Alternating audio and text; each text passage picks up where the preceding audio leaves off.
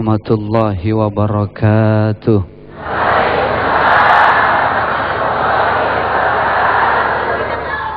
Alhamdulillah wa syukrulillah. Segenap kalimat pujian, seluruh rasa syukur, itu semua hanya untuk Allah subhanahu wa ta'ala. Salatu wassalamu li rasulillah. Salawat dan salam senantiasa teriring untuk kekasih Allah, manusia yang paling hebat, yang namanya ditulis dengan tinta emas oleh seluruh ahli sejarah dunia. Beliaulah Nabi kita, baginda Rasulullah Muhammad sallallahu alaihi wasallam. Pemirsa TV One di seluruh tanah air dimanapun Anda berada, para jamaah dari Masjid Al-Iftitah, yang mudah-mudahan Allah berkahkan hidup kita dunia akhirat. Para kiai, para ustadz, para guru, mohon maaf, saya yang berbicara di sini tidak lebih baik dari yang mendengarkan. Mudah-mudahan ini sebuah proses belajar untuk kita semua. Amin. Ada sebuah kisah Khalifah Umar bin Abdul Aziz ketika memimpin Islam. Beliau adalah pemimpin yang tidak hanya taat kepada Allah subhanahu wa ta'ala. Beliau dekat dengan Allah, beliau orang alim, tapi di sisi lain beliau adalah pengusaha yang sukses. Seorang hartawan, usahanya ada di mana-mana. Beliau tinggal di dalam istana, rumahnya subhanallah begitu indah, begitu luas nan megah. Pada suatu hari ada seorang alim, seorang ulama yang datang kepada khalifah. Orang alim ini bilang apa? Khalifah, mohon maaf sebelumnya.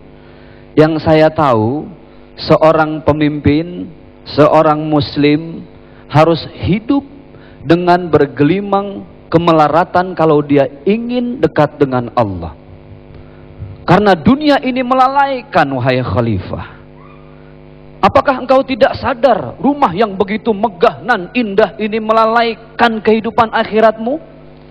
Khalifah tidak berbicara apa-apa. Khalifah masuk ke rumah. Khalifah ambil segelas air. Berapa gelas air, Bu? Segelas air. Dari pertanyaan tadi Khalifah tidak menjawab apa-apa. Khalifah hanya berbicara seperti ini. Wahai orang alim, guruku tercinta, aku tidak ingin berbicara apa-apa.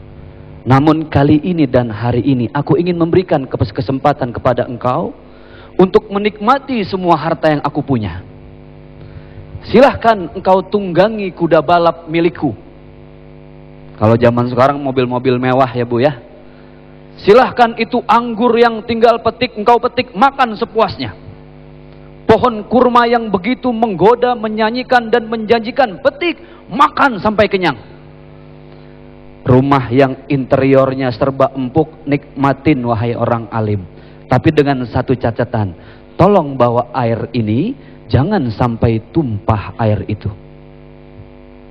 Engkau boleh menikmati semua yang aku punya dengan satu catatan apa?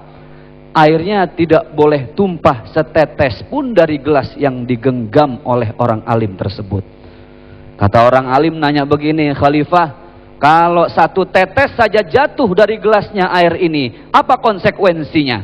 Engkau pulang tanpa kepala, wahai orang alim. Bayangin Bu, satu tetes air taruhannya kepala.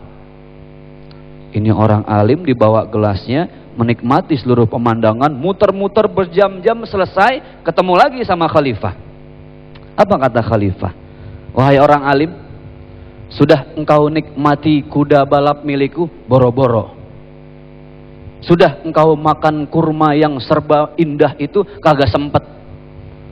Anggur yang merah merona, apel, buah-buahan yang tinggal petik, kursi-kursi yang begitu empuk, sudah engkau nikmati? Kagak sempet khalifah. Kenapa? Lah kalau jatuh saya pulang gak pakai pala.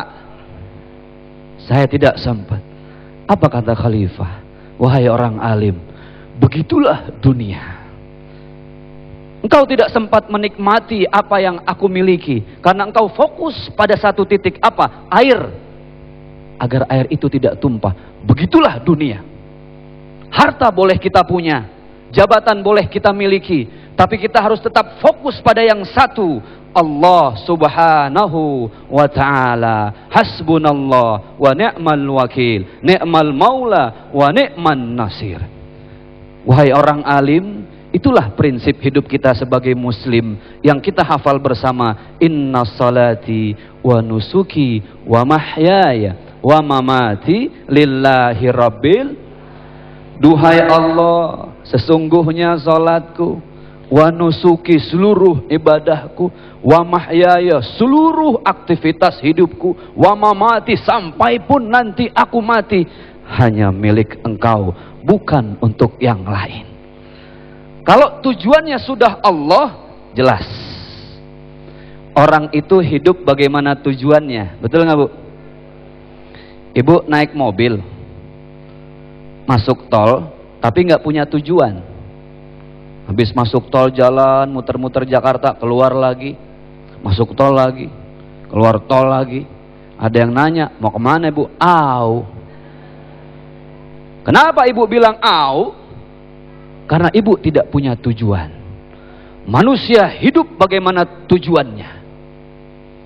Bapak kalau naik motor pengen pergi ke Cikampek, itu kan pelang jalan yang kita tuju harus jurusan Cikampek, betul nggak? Bapak pengen ke Cikampek, pelang yang diikutin jurusan Banten. Kira-kira nyasarnya jauh apa kagak, Pak? Jauh. Manusia hidup bagaimana tujuannya. Maka the first step, langkah pertama yang harus kita tentukan adalah tentukan tujuan hidup dulu. Orang kalau tujuan hidupnya adalah harta, ternyata harta nggak ada yang dibawa mati. Iya nggak, Bu? Naik mobil serba mewah bermerek, ujung-ujungnya mobil yang bakal kita naikin warnanya hijau, mereknya innalillahi wa inna ilaihi rajiun. Iya nggak, Bu? Lagi di dunia naik mobil serba ber AC, ujung-ujungnya naik kendaraan boro-boro AC, kipas nggak boleh bawa. Jabatan kita agung-agungkan, bersumpah atas nama Allah, bahkan disaksikan oleh orang banyak di atas Al-Quran. Dengan Al-Quran bersumpah untuk memberikan kerja yang terbaik, ujung-ujungnya jabatan justru melalaikan orang yang bersumpah tersebut. Na'udzubillahi min dzalik. Kita lanjut lagi ntar. Baik, terima kasih Ustaz Zaki. Pemirsa yang dirahmati Allah, satu pelajaran penting dari apa yang telah kita dengarkan tadi, bahwa ternyata dunia memang sengaja diciptakan memiliki pesona yang sangat menarik manusia yang lemah, yaitu pesona keindahannya. Tetapi bukankah banyak tercatat dalam sejarah Islam catatan-catatan bagus dari para ulama, orang-orang alim terdahulu, mampu mendapatkan dunia sekaligus mampu mendapatkan akhirat. Tetapi bagaimana dengan manusia-manusia di dunia modern? Ingatlah bahwa dunia memiliki potensi menarik kita sehingga menjadikan hati kita membatu. Itulah yang akan kita bahas pada segmentasi selanjutnya. Damai Nusaku yang dipersembahkan oleh Sarung Wadimor, tentu Sarung